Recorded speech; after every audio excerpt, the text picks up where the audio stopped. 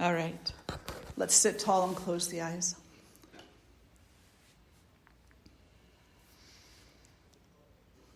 And just take these few moments to establish yourself in your seat, no matter how you're sitting. Allow your physical body to come into a greater balance. Scan the body from head to toe and notice where there's unnecessary tension and stress. And as you encounter those pockets, just give them permission to let go, to relinquish control.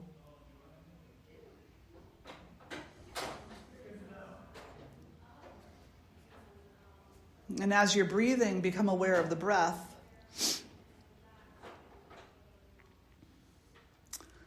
And just notice where the breath is going, how deep into the lungs, how shallow. Thank you. Notice perhaps if you can sense the breath beyond the lungs as it travels out through the streams of blood, carrying nutrients to destinations and exchanging those nutrients for little toxins to be released through your exhale. And just notice if you can come into a very deep connection with that process of breathing in and breathing out. Allow each breath to bring a greater stability to the body, a greater contentment, a greater letting go, a greater presence.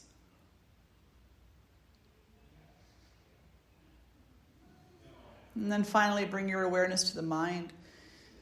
And in this moment, you've already begun to harness your awareness. You've already begun to bring yourself closer and closer to the moment. And just notice how far you've come. And notice that you have. That when you put your mind to it, you can become more present. You can choose to be established in this moment.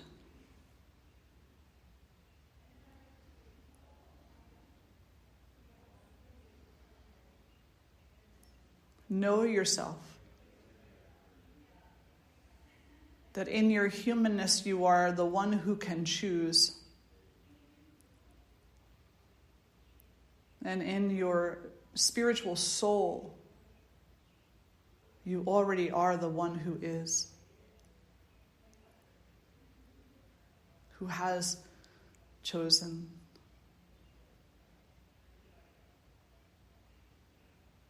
And what has been chosen, what is the inherent nature of the self, is peace.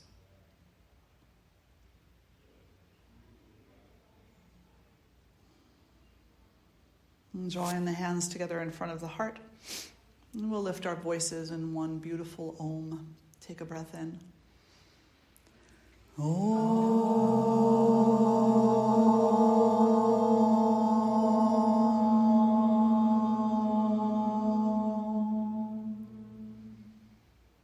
And bowing the head toward the heart, acknowledging all that is. And then draw the face to center and release the hands. And hello, good morning. So good to see each and every one of you today. So happy to have you join us. Yeah. So today I was thinking, what should we talk about? What else is there? Yoga. You've had a lot of yoga, some of you this morning already, right? You had some yin yoga, you had some meditation, maybe a little bit of chanting. Right? All these things are components of yoga. What is yoga, though? What is yoga? Is it the asana? Is it the pranayama? Is it listening to me talk? No, it's not. It's not. Yoga, the word yoga, it translates loosely as unite or union. And that's a loose translation because remember in English, there's really not a one-to-one translation. We get as close as we can. And so union or unite or even reunite is as close as we can get. But really, if we were going to use a little bit more descriptive language around it. Yoga is the experience of your own sense of self, the innermost self, the soul of the self, as being not separate from anything. And by anything, we mean divinity, because divinity is everything. So in the teachings, most of the teachings, there are some that are dualistic schools, but in the non-dualistic schools, which we are one of, God is everywhere and in everything. And by God, I don't mean a male or a masculine. I mean that which has no form, but which is pure consciousness, pure creative energy. It's everywhere and in everything, without exception. It is the flow of your breath. It is the cellular intelligence of your body. It's what causes the seeds in the gardens to sprout. It's the sprouting seeds. And then it's the plants that come from those seeds and the fruits that come onto those plants. It's the clouds and the sky and the suns and the moons and the stars and the leaves and the petals of the flowers.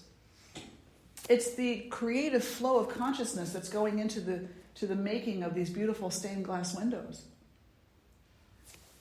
Divine consciousness is everywhere and in everything, and not just what we as humans call good stuff.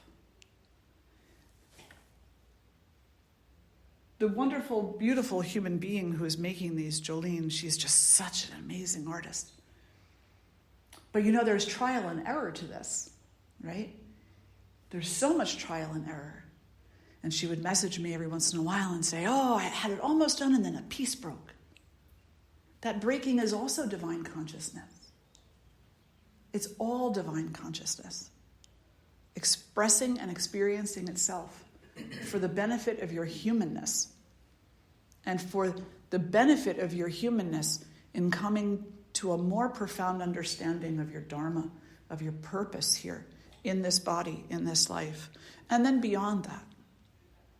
So if we're going to talk about yoga and we want to kind of try to put some color into the picture, we want to try to use a little bit of a more descriptive, poetical expression. It is actually the remembrance that you are not separate from anything. And yet in the same moment, holding the conscious space necessary to understand that your experience in this life is yours, egotistically, as well as emotionally, mentally, heart-wise. That the experiences that you have in this life are truly yours. Right? So you can look at where I'm at right now, and maybe some of you are having lots of compassion. I really am fine, by the way. It's all good, But boy, were there some moments where it was like, is this really good? I don't know. It's like, yes, it has to all be good, But that doesn't mean it's not painful, right? Yeah. But you might be looking at me and having compassion or having empathy because maybe you had a broken bone at one point in your life too. But still, the experience is uniquely mine. When you had your bone broken, that was your unique experience. Your empathy, your remembrance of somehow being hurt, somehow not feeling well is your unique experience. So even though there is this beautiful sameness that unites us, there is also this gift of individuality. And that's sometimes a difficult thing for people to wrap their head around. They're like, well, how can we have individuality and still be one? Because as with everything, there are layers. There are layers. And the closer that we come to the core truth of the matter, the more those layers are resolved, reconciled. And we realize that our individual experiences, and back up for a second. So imagine that we all came from a pool of peace. And that for whatever reason, who knows, and we never will, right? We never will. We can make assumptions galore. We can write beautiful poetry like Rumi does, or did, rather. And so many other spiritual poets.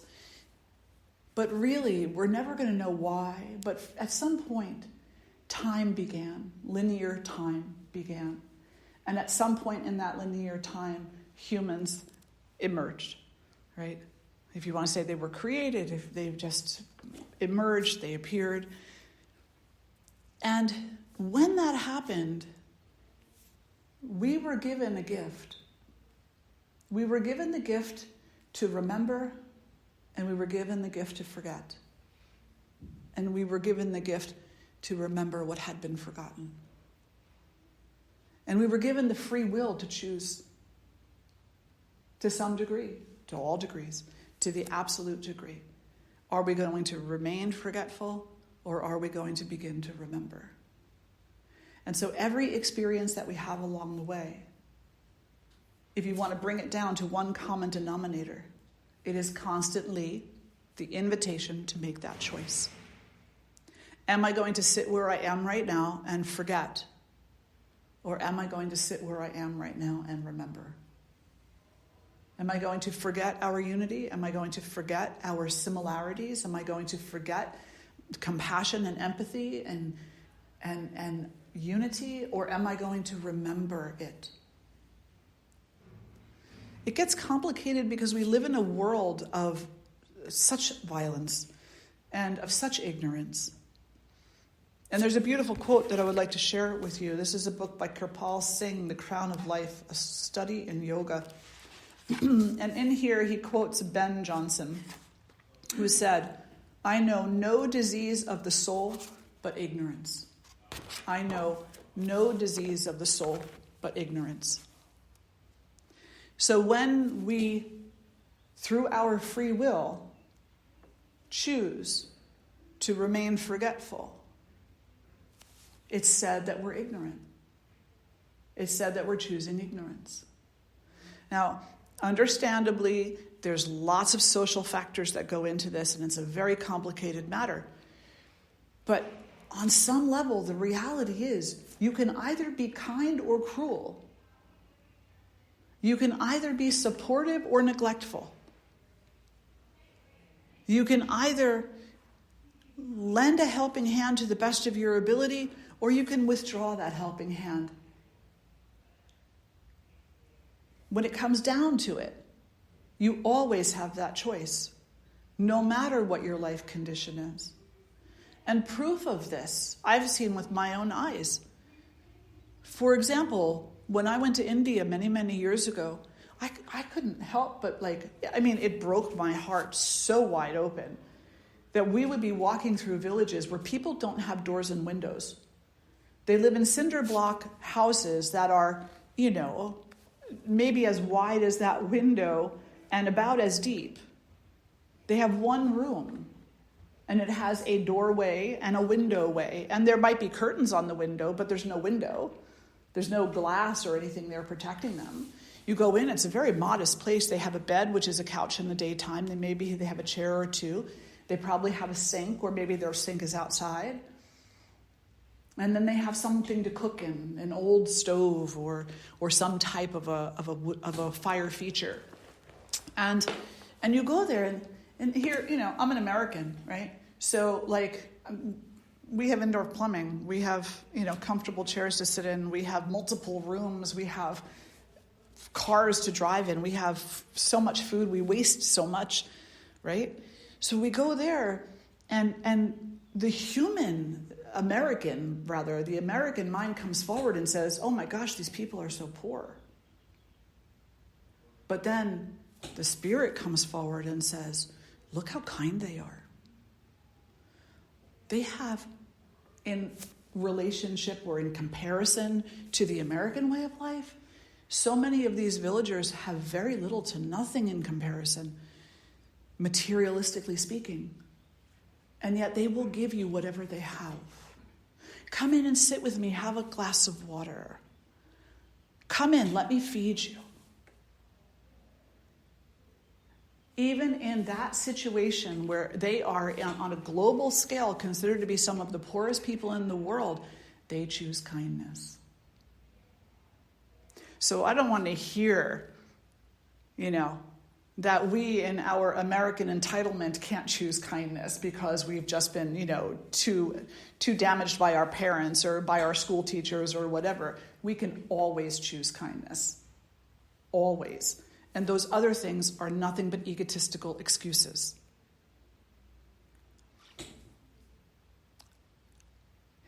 understanding that the choice of kindness also requires a kind of an education, right?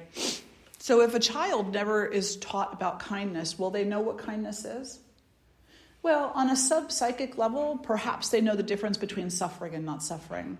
And if they have an opportunity in a moment to compare, they will recognize that they don't like to suffer, and so therefore maybe you don't either. But if they're never actually taught about kindness, that's a pretty big if. Like, maybe if grace is there one day, they'll have that, But we live in a society of literally millions and billions of people globally, millions of people in the US, millions of people in Pennsylvania. We live in societies where we're responsible to teach each other what kindness is. So even if a child is being raised in a home that has amazing issues and problems and abuses, the rest of society comes in and says, this is what kindness is. This is what love is. This is what support is. This way, that child can grow up to be an adult who makes the choice to be kind, to be good, to be generous, to be present, to be not violent. So we have this really amazing shared responsibility, which is part of that beautiful unity. If we're willing to, and again, it's free will, right? It's the choice. Are we willing to accept that responsibility? Or are we saying, no, it's your issue, not mine? Everyone fights for themselves. Dog eat dog world, all these violent ways of looking at the world, right? But what if it was that everybody gives and everybody receives? Everybody shares the burden of pain and suffering, and therefore the burden is lighter. You know why they have like 6 or 8 pallbearers at a funeral? Because one person can't carry a coffin. Right? Even 2 people probably couldn't. Not with ease. But when you have 6 or 8 people carrying that burden, it's easier. It doesn't make it necessarily more enjoyable, which the human ego is always looking for, what's more enjoyable, what's more pleasurable. But it lessens the burden of the pain and the suffering of the moment when we come together and work together to empower our freedom of choice so that on some levels we actually come into a place where we are acknowledging that we actually have it. Many of the Swamis, many of the great teachers over time would say, to deny that you have freedom of choice is an utmost ignorance, no matter what walk of life you come from. To deny that you have freedom of choice. And I don't mean choice like, in this country we get so wrapped around things.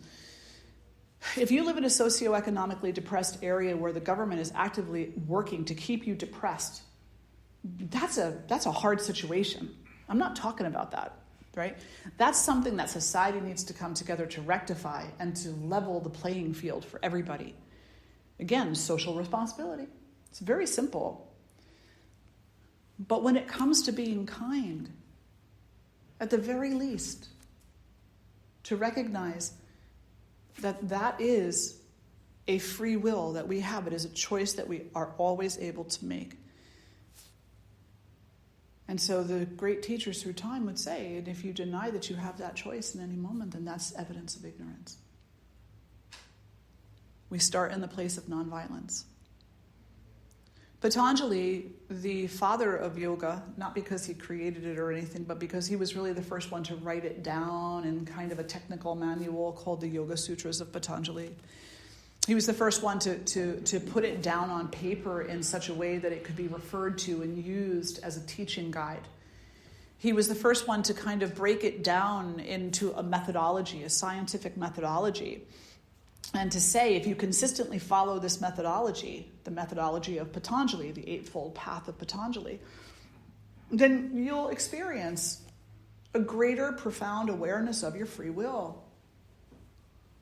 And once you understand that you have the power to consistently choose compassion, kindness, then compassion and kindness will escalate, and they will become something else. Compassion and empathy will become love. And then love will evolve or involve, and it will become divine love and devotion. And in divine love and devotion, there's no question. It's no longer a choice. Because in that place of embodying and expressing divine love, you would not hurt another being because you know, because inherently your heart is called to peace. It's not even a question. Any smokers in the room, ex-smokers in the room? Anybody quit? Yep, me too, many years ago. Yep. Initially, when I quit smoking, it was like, oh, I want a cigarette. Can't have a cigarette. What else can I have? I can't have a cigarette. Chocolate, right? Something else. I say, put a twizzle stick in your fingers, and it's a psychological impulse, right? But the thing is that was initially a really hard choice to make.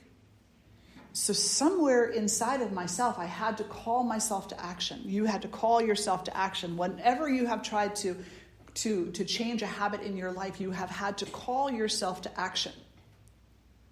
And your action couldn't be half-assed. It had to be full on commitment. Otherwise, what would happen? You would fall back into the old habit.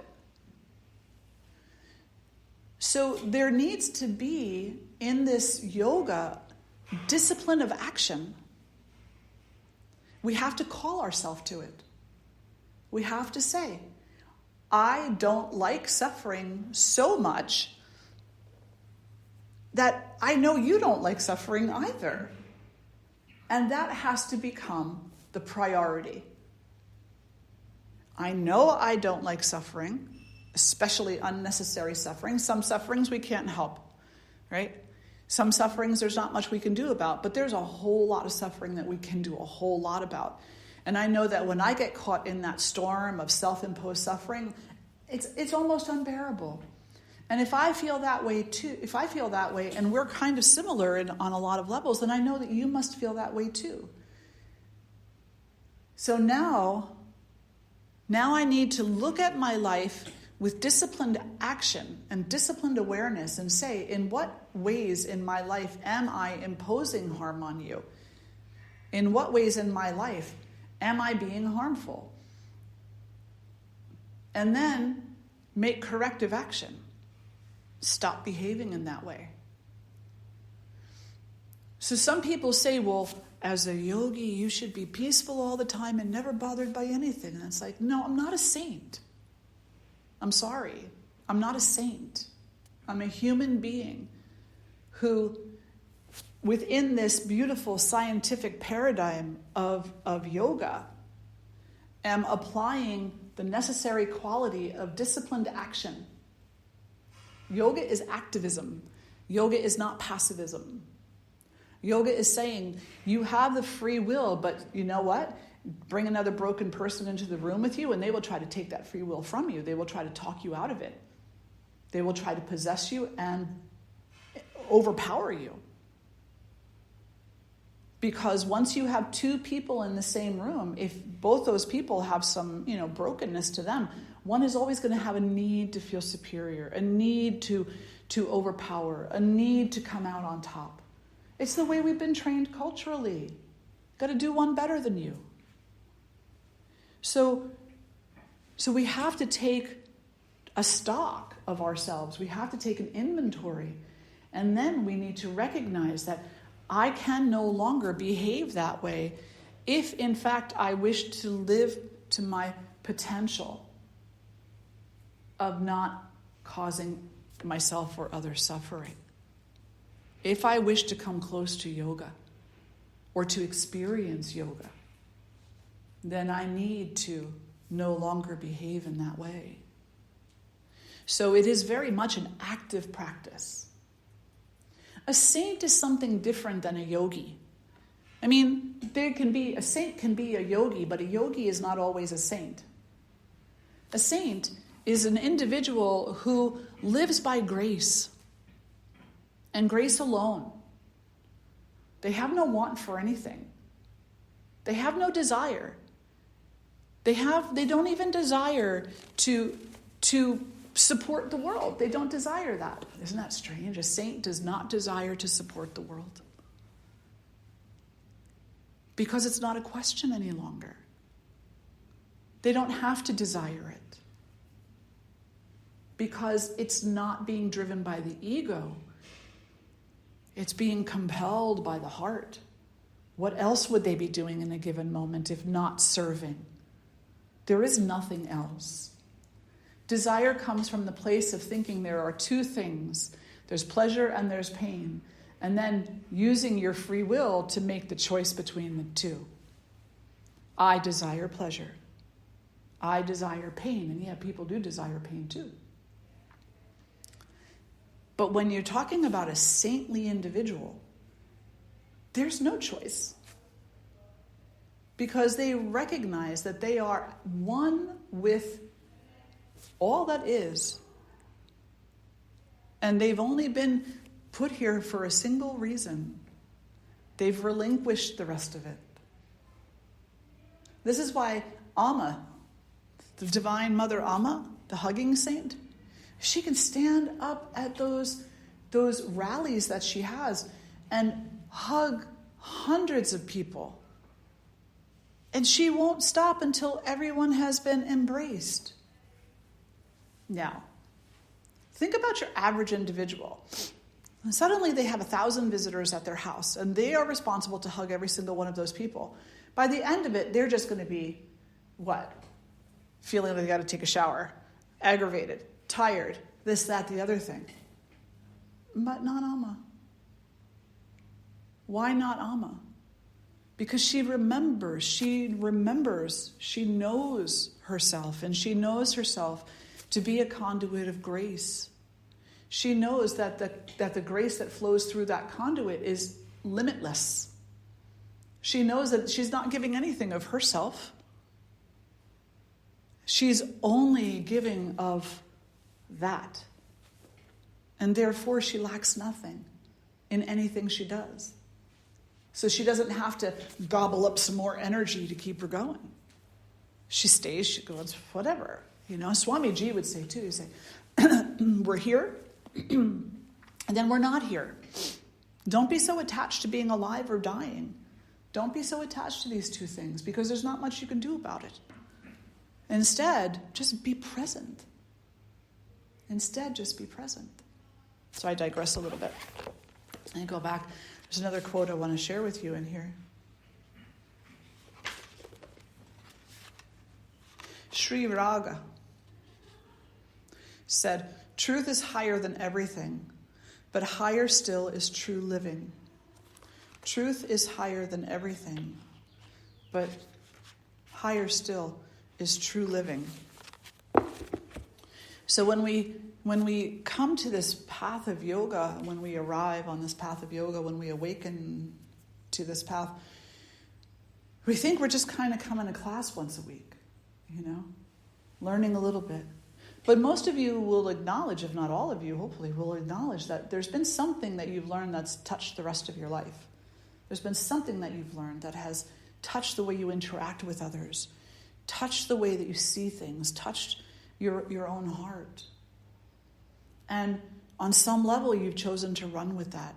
You've chosen to sit with it, to be with it, to concentrate on it, to apply energy to it, to see how it grows and how it grows you. You've chosen action in your life. So you've gone from the place of thinking, well, maybe if I go to a class or two, I'll feel a little better, bless you, to that activist spirituality of, I'm not only going to have knowledge, but I'm going to live that knowledge to the best of my ability in a given moment. So knowledge, of course, is a very high grace, but higher still is living that, being that, expressing that, and losing yourself to that. Not losing the essence of your true self, but losing the egotistical self that says, you don't have any free will. You're a victim of everything that's ever happened to you.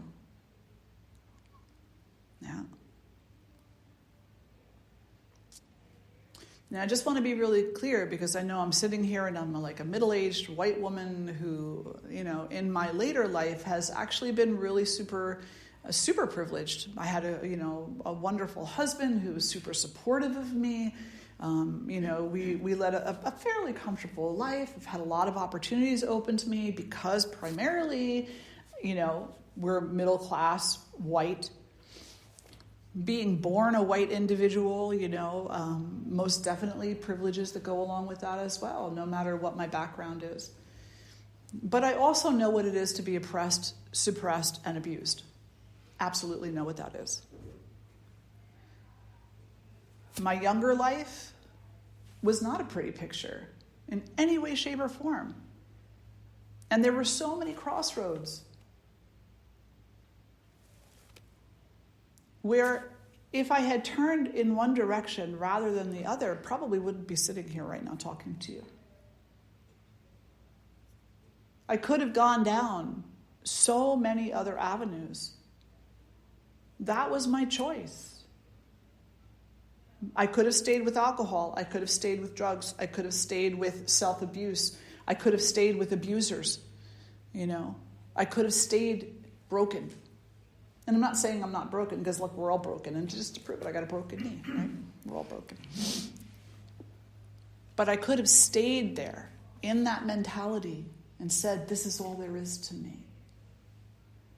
But instead, in a moment, and moments and moments and more moments, as we all have, there was this opportunity to recognize, well, I can go this way here, the way everybody expects me to go, the way everybody keeps telling me I'm going to go, or I can kind of listen to my own self a little bit here and go a little bit more this way and find out where that brings me. And if you're a great adventurer, like we all like to believe we're adventurers, we all like to believe about ourselves that we would climb to the top of the mountain, and that we would conquer this.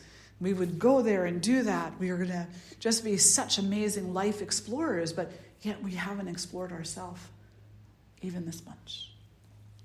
So be an explorer. Find out who you are without all the baggage. Find out who you are when you really sit in the center of your free will. Find out who you are when you relinquish the violence and you embrace the kindness. Find out who you are. Be courageous. Be fearless. This is what yoga tells you. It says two things that are required for yoga. Number one is concentration. And concentration is the ability to become one-pointed, focused on something. But in order to become one-pointed and focused on something, you have to know what your distractions are. So you need to know what you're blaming for taking away your one-pointedness, your ability to concentrate. All your insecurities, you need to sit with them and be with them and recognize them for what they are so that you can let them dissolve away into the past, which is what they belong to, so that you can come more present into the moment and become more one-pointed. And then the second requirement for yoga is this living action. This living action. It's not enough to just concentrate and say, okay, I can stare at that chair, I could stare at that candle, I could stare at that. I could be with that. And then the moment that the eyes turn away, it's like, oh, I'm still a victim. I'm still broken. I'm still not good enough. I'm still not worthy. I'm still not this. I'm still not that. Then you're not going to be looking at that candle for very long. Only as long as you can force yourself to. At some point, living action is what removes the force and allows the power to come through. The empowerment, the true empowerment of the soul, of the individual, of all of it. So that now, you're gazing at the candle, but you're not gazing at a candle, you're interacting with consciousness. And eventually, it's not just that you're interacting with consciousness, you're feeling consciousness.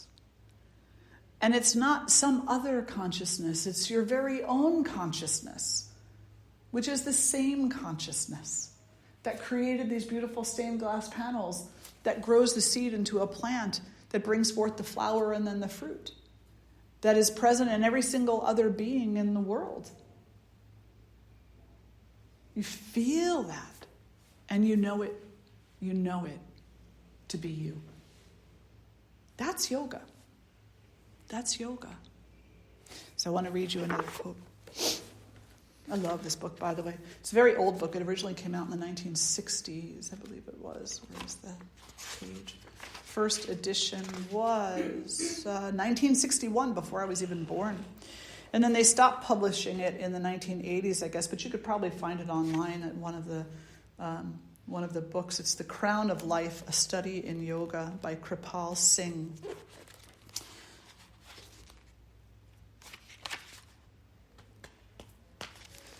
This is from The Secret of Work by Swami Vivekananda. He says, "You must remember that the freedom of the soul is the goal of all yoga. A golden chain is as much a chain as an iron one. There is a thorn in my finger, and I use another thorn to take the first one out. And when I've taken it out, I throw them both aside. So the bad tendencies are to be counteracted by the good ones, and the bad impressions on the mind should be removed by fresh waves of good ones, until all that is evil disappears or is subdued.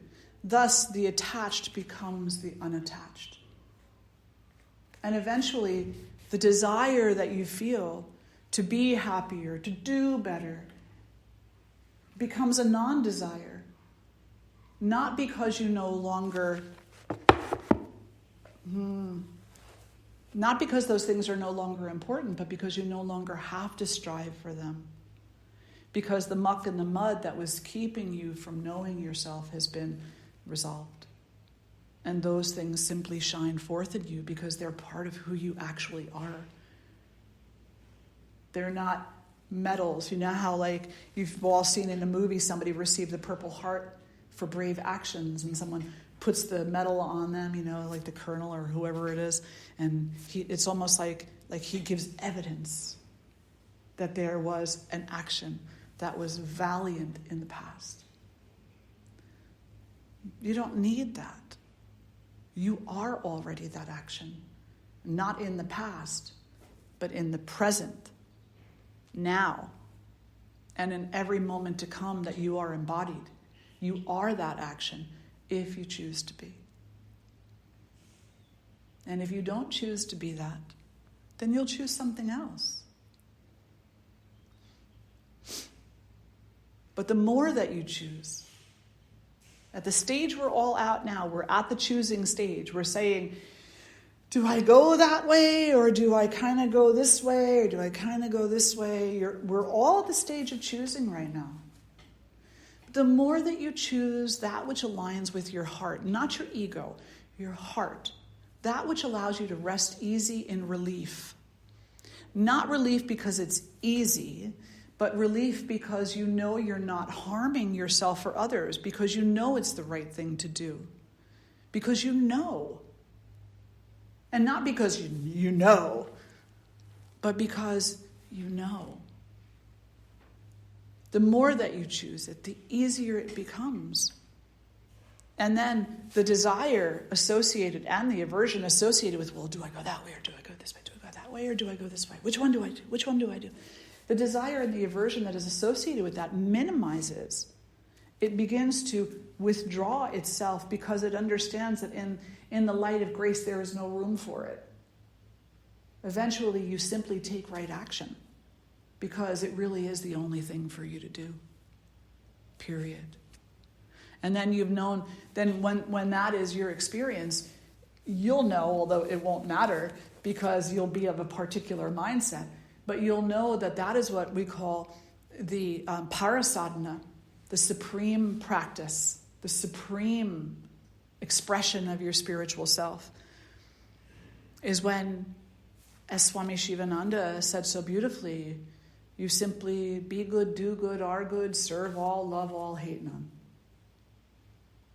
But it's not an emblem that you wear on a t-shirt necessarily, right? Because that's ego. You see that t-shirt, it's like, oh man, that t-shirt's so cool. It'll inspire 10,000 people if I wear that t-shirt. And it's like, go wear white. Let people look at you like you're a little nut job for a while. And don't be bothered by it, right? So typically now I wear orange and red, sometimes a little yellow. But for 20-something years, I wore white, and I would get looks from people, right? Like, people would literally from time to time go to the other side of the room because they didn't know how to interact. I had to learn how to become comfortable with that, okay with that, understanding that that's not a reflection of what or who I am. Just like if I put on a t-shirt that says, be good, do good, love all, serve all, hate none, and all those people come right back over because that's a cool emblem that they can associate with. That has nothing to do with me either. It has nothing to do with me. What has to do with me is what? My action. My actions. That's what has to do with me. To hell with the Lululemons. They mean nothing. They mean nothing. They're an artificial social status, and that's it. The t-shirt with the chakra on it is an artificial social status. Anything that is decorative in nature that's all it is. It's an enjoyment, or it's a tool that you think is going to bring you some kind of happiness. But in the long run, it won't. Why? Because you don't need to concentrate. You don't need to change. You don't need to do anything in order to wear those things. You don't need to be action-oriented, dharma-oriented in order to wear those things. And that's the problem in today's world of spirituality, is that we can profess through our t-shirts and our whatever that we are a certain way. But if we're not living that, then it's just BS. It's a bunch of hypocritical crap. It's just like, you're writing a fairy tale novel and saying, oh, this is what I would be like if only I practiced my free choice that way. So I'll write about it, I'll talk about it, I'll dress the part, but if the action is still over here, then those other things don't mean a thing. They mean nothing.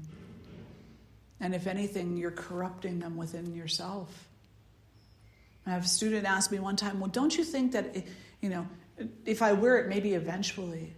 And I say, well, the ego is a really tricky thing, because you can latch on to certain tools and you can tell yourself, well, one day I'll be strong enough to do that. One day but in the meantime, I'll just continue with the harm, with the violence. What's eventually going to happen is that you're going to come to believe that that thing is so tainted it has no use for you now anyway. Does that make sense? Yeah. So if we're going to pick up the banner of yoga, then let us be yogis. If we're going to pick up the banner of spirituality, then be spiritualists. If we're going to pick up the banner of love, then be lovers. Don't pick up the banner of love and be violent. Mm-mm. And that extends out beyond the self. Certainly the self is a starting place. It has to be, right? You got to start somewhere, and right here is where we start. But that also means that we need to look out and we need to recognize the areas in our life where we are hypocrites. We need to look out and recognize the areas in our life where we're violent, where we're warmongers. And we need to start changing that and saying, you know what? I'm not going to step on the spider anymore. Start small, right? I'm not going to use pesticides and kill all the bees. And I'm not going to complain about the bee problems in the world, those bad pesticide companies, and use pesticides myself. That's hypocritical. Blaming it all on them and not recognizing the damage that I do in my own backyard. Dispose safely of the pesticides. Let the bees be bees. They're not going to bother you most times anyway. They want the nectar. They're not going to bother you most times anyway because they want the nectar. So be like the bee. Stop bothering other people. Go for the nectar. Go for the nectar. We have this one bumblebee. If you look out the window, you might catch him. He just kind of hovers out there. He's a carpenter bee, actually. Him and his family for the past 5 years since we put that shed in, they keep trying to find a way to make a hole in that shed. Is it a metal shed? it's like a composite on part of it. Yeah. And so he gets all mad at us. And so we'll go out there, we'll be like on that little patio that's out there. And he'll come around and he'll be like right here buzzing, bzzz. And it's like, sorry, dude, you've got 2 wooden poles out there in the field. Go do those. But they want that shed. They want that shed. Desire. Powerful thing. Powerful thing. Let go of the desire. Or at least acknowledge it for what it is. Let go of the aversion. Acknowledge it for what it is. Empower yourself to be more present to the things that are actually happening in life and to the hypocrisies that are out there. Don't become aware of the hypocrisies in a way that points fingers out. No. Become aware of the hypocrisies in a way that changes yourself so that you're less and less and less part of that. And your action is what inspires other people. Your action is what will inspire them. Not your t-shirt, not your pants, but your action. In the yoga world today, sadly, it's very much a money market thing. And we say, we have this shop and you buy this and you buy that. And totally. Oh my gosh, when I think back to how much money I spent at some of the places that I practiced at, Lord. But at some point in time, we have to step back and say, there's zero difference between a pair of $5 yoga pants at Old Navy and $155 pants from Lululemon. There's like zero difference between those two things. The difference is, am I on my yoga mat practicing? And am I using what I'm finding on my yoga mat in the world? There are yogis, sadhus in India who don't have clothes. They're naked all the time. As an example of the desire to cover the body in ways that distract us. And so they say, well, be gone with that. Be gone with everything. Now, and granted, for you and for I, householders, you don't need to go to that extent necessarily. Nor will you potentially in this life unless you do. And then that'll be an interesting experience for you. But generally speaking, the idea that we can walk away, the understanding that we can take from that is if we're investing too much in what we look like, we're not investing enough in what we act like. So forget looks. Let your hair go gray. Forget about it. Stop worrying about the latest matching this, that, or the other thing. And instead, ask yourself, what am I doing with all of this? What am I affecting in my own life? What am I changing in my own heart and mind? And go that route. You'll be happier in the long run. You really will. You really will. I think I marked one more reading in here. St. John of the Cross. Really beautiful. In order to arrive at having pleasure in everything, desire to have pleasure in nothing. In order to arrive at possessing everything, desire to possess nothing. In order to arrive at being everything, desire to be nothing. Because once you allow yourself to be free, then everything becomes obvious to you.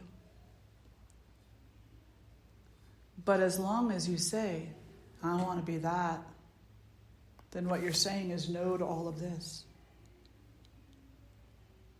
And as long as you say no to all of this, then you're never really free, are you? You're bound by that. That includes also concepts of yoga, right?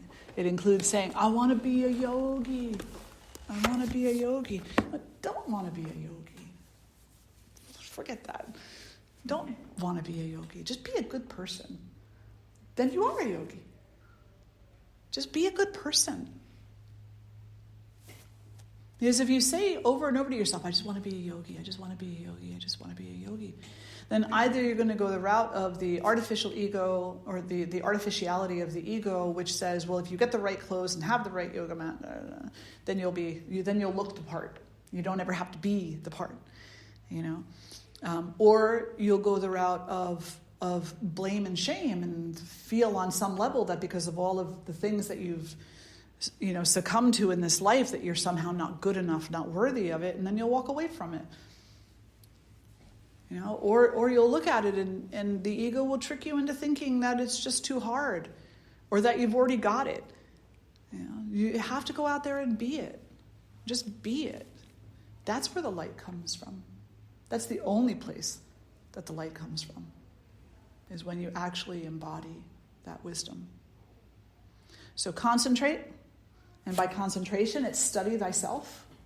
Don't worry about what everybody else is doing. Study yourself. And make the little changes in yourself. And by don't worry about what other people are doing, I'm not talking about the huge social issues that we face in today's world. I'm talking about the nitpicking and the gossip and just look at that one over there kind of thing. Let that childish stuff go. Because once you start turning your awareness into yourself, once you start paying attention to where you need adjustments, adaptations, and accommodations, then you'll recognize that's a waste of energy to start pointing at other people, telling them what's wrong with them. You can take all that energy now and you can put it into your own self-healing. And in doing so, you'll actually begin to recognize where you are needed in the world with these bigger social issues. And you'll be able to more readily focus your energy there.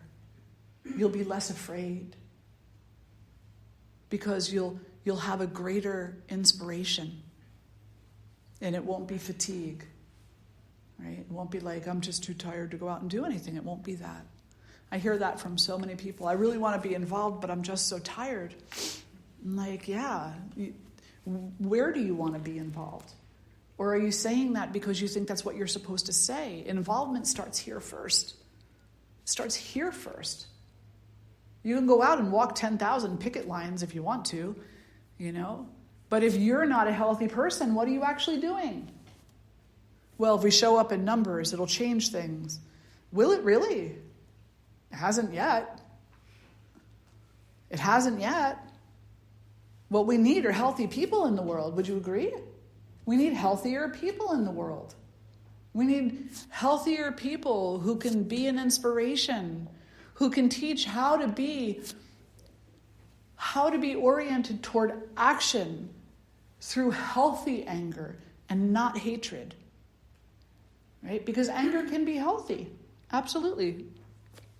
But if that's the only thing that we have is anger, then we're never going to come to the resolution of love and unity, because anger is not conducive to that. At some point in time, the anger has to leave. It has to make way. It has to evolve. It has to change. It has to hold space for something greater than itself. And the only way it will do that, the only way that it can do that, is if you're healthy. Mentally, emotionally, spiritually. Not necessarily physically, though. Because you can't, it's a physical body. It's not going to always be healthy. So get rid of that idea. I got to be strong in order to make a difference. No, you just have to make a difference. You just have to make a difference. Some of the people who have made the most profound differences in the world have been on their deathbed. Mm-hmm. Like just before Gandhi got shot. And he looked at his shooter and he said, I forgive you. Most profound difference. So you don't need to be the mountain to make a difference. You just need to be willing to make one through becoming a healthier person overall. Any questions or comments today?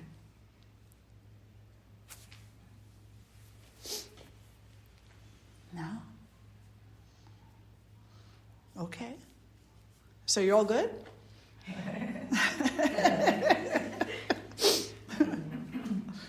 It's okay. That's why we keep doing this every week, because we all need reminders, every single one of us, We all need reminders.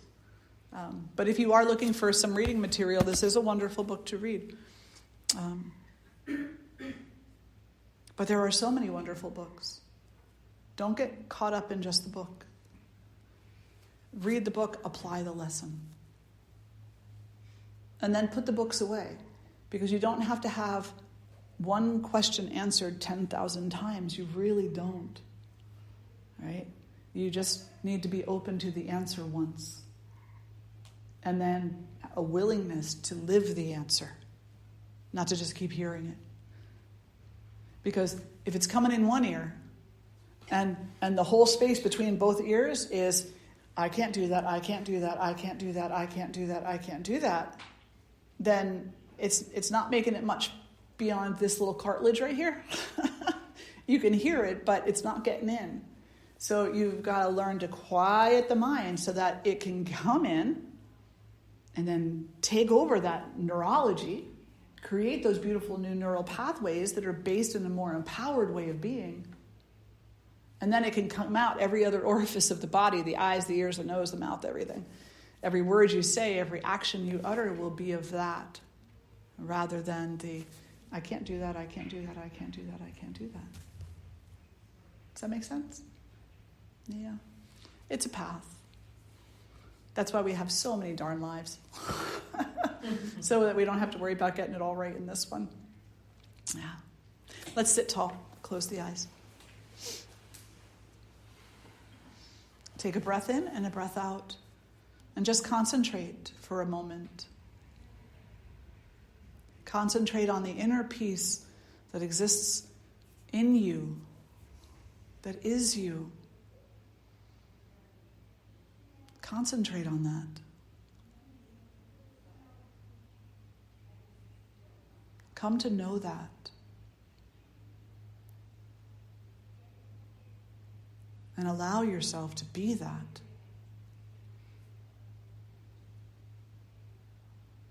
Then you'll know yoga. Draw the hands together in front of the heart. And we'll lift our voices in one Om. Take a breath in.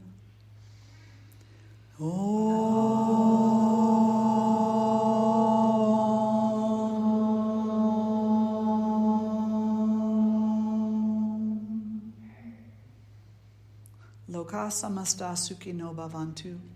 May all beings everywhere find peace, love, light, and happiness. May all beings know their oneness. Om Shanti, Shanti, Shanti. Om Peace, Peace, Peace. Hari Om.